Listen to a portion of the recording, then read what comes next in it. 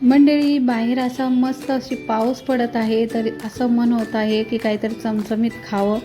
तर चला, मी इथे आता भजीची रेसिपी करते. घेतलेला आहे, हिरवी मिरची कापून घेतलेली आहे, तेल गरम करत आहे. इथे मी एकत्र केलेला आहे हिरवी मिरची आणि कांदा. तर त्यामध्ये मी मीठ घातलेलं आहे, थोडंसं ओवा घालणार आहे, थोडंसं जिरे घालणार आहे आणि चिमूटभर अशी हळद घातलेली आहे, तुम्ही बघू शकता. आता हे मी सर्व मिश्रण एक जीव करून घेणार आहे. आता मी यामध्ये बेसन पीठ घातलेलं आहे, तुम्ही बघू शकता.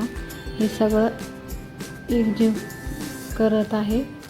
आता हे एकजीव झाल्यानंतर यामध्ये मी थोडं असं पाणी घालून भज्याचं पीठ असं करून घेणार आहे. भज्याचं पीठ हे जास्त जाडसर व जास्त पातळ नाही करायचं आहे, हे मिडियमच करायचं आहे.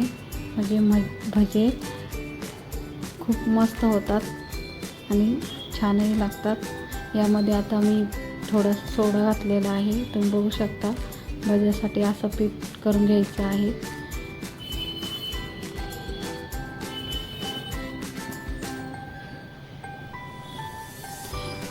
इथे मी कढई तेल तापायला ठेवलं होतं, ते जास्तच गरम झालेलं आहे.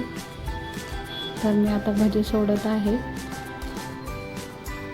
हे बघा, मस्त असे भजी तळून झालेले आहेत, कुरकुरीत, खायलाही मस्त झालेले आहेत, चवीलाही टेस्टी झालेले आहेत. आता चला तर मग गरम गरम भजी आणि पाऊस, वाह, मजाच मजा.